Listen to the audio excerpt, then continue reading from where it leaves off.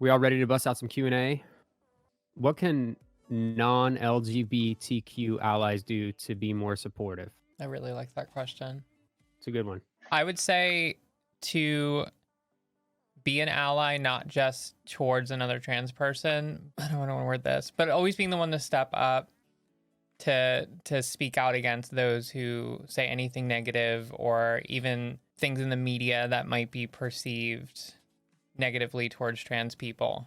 If you want to be a good ally, practice pronouns and try and get creative. Ask a lot of questions first, though, and not personal, like too personal questions. I've had allies come up to me and say, hey, when I'm referring to you in the past, how do you want me to, do you want me to use your current pronouns, your past pronouns? And I appreciate questions like that. I don't mind them. And just be respectful. It'd be cool. What's the best way to cover hair, like beard shadow and stuff? So for me, I have actually had 13 sessions of laser hair removal. That's just me though. Some people can't afford that. So if you're gonna go the makeup routes, it depends on the color of your skin, I guess. But if you have a darker beard and you're light complected, if you use like an orange concealer in your beard area and then put your foundation on over it, that helps cover the shadow, 5 o'clock shadow. It's something about opposite colors. Hair is similar to blue. So you go the opposite of blue is orange. So yeah, that helps. Yeah, I used to use that myself. Something like that for The a long bad part time. is it did make my face feel quite a bit heavier, and it would bring out my wrinkles a little more because you have so much more on your face. But it's a pretty good way because not everybody can afford laser, and electrolysis is the only official permanent way to get your hair removed, but it's very pricey. Did you find laser to be very painful, Mika? Oh my gosh, yes. I would go in, it would be the coldest day of the year, and it was just, I would sweat like crazy just because of pain.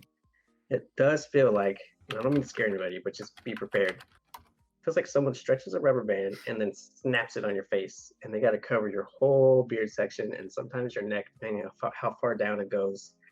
And yeah, it hurts, especially right here in the mustache area. As far as covering up beard shadow, I think I mentioned this before, a little bit of foundation in the stronger, hairier areas, and then the orange kind of color corrector, and then your regular foundation over that. So it kind of provides a multi-layered thing. Jillian was asking in my chat about regrowth from laser, and in my case, it's I mean, there's a little bit of like peach fuzzy type growth that, I mean, that's normal. That everyone has that, and I get a little bit of it like up here too, where if I don't like, I mean, I just hit it with a razor because who cares, and that's mainly just so my makeup will lay flat and not look funny. You can't even, like, I could let that go in the summertime when I'm swimming or whatever, and you can't even see it. It's like invisible, whitish hairs. So. What would you say is the most common misunderstanding about transitioning? Well, I think a common misunderstanding is that, at least for people totally unfamiliar with it, they think that you just go in and get surgery for breast augmentation, and that pretty much all the feminization that you experience is based because of surgery. Either, if your face looks feminine, they think you've had facial surgery. And I mean, that's just, again, people who are completely unfamiliar with it. But I do see that a lot, like, comments, in social media and things like that people just think it's surgery and they just don't know what hormones, can do and how powerful they are and how it really does affect. I mean, I believe every cell in your body, starts getting affected by it because it's like an instruction set for your body. So I think it's also part of why we feel so off most of our lives until we start hormone therapy. For me, when I started on estrogen, it was night and day. It was, and I've written about this before, that within 2 weeks of being on it was like, the lights are finally on. Things just seem to make more sense with who I was, and you can't describe it. If unless you live with the wrong hormones being pumped into your body, you wouldn't know what it's like to be transgender, in my opinion. And that's even just one aspect of it, but it's a major aspect of it. I think a big one is that some people go into it thinking that there's a certain way to be trans.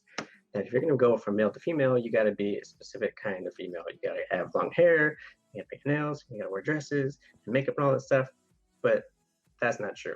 There's no specific or right or wrong way to be trans. It's whatever you feel, whatever makes you comfortable.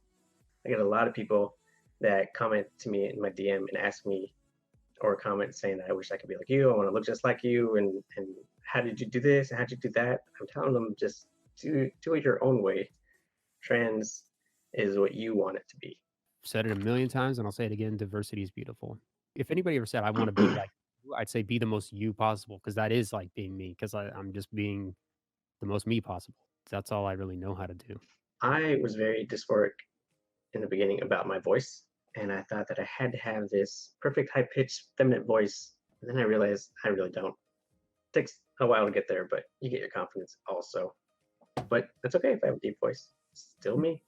This person is a straight heterosexual male and is asking why a trans woman, or I'll just say any trans person, would not opt to have bottom surgery. I would actually feel more not myself personally if I did get bottom surgery at this point. Not everybody's going to understand that exactly, but they don't need to. That's my own thing. And I know I'm not the only trans woman or trans person, individual that feels that way. Yeah, I mean, for me, the only reason money, pain, being out of commission, and I'm demisexual anyway. So like sex isn't really a factor in my life that will really be impacted much by getting it. Everybody has their reasons with that, and it doesn't make anybody less of a trans woman or trans man if you're going the other way, obviously. Why is it so taboo for a heterosexual man to be attracted to a trans woman?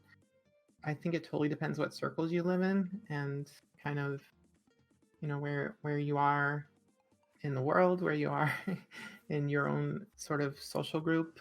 More and more in a lot of circles, it's very acceptable, and I guess it just depends. I don't think it should be, of course.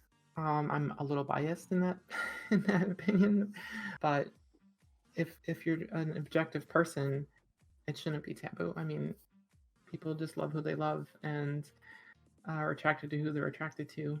I've dated men that would say they're heterosexual, and they were fully aware that I'm trans, because before I ever accept a date with anyone, I actually let them know up front, and I do that whether that person's male or female anyway, because I just don't want there to be this reveal moment that brings about stress for me, for one thing. So if I match with somebody on a dating app or anything like that, I right away just, if the few interactions of conversation go well, I tell them, hey, by the way, I tell them I'm transgender, and if that's an issue for you, please let me know. I say, please politely let me know, and I've had a really good experience doing that.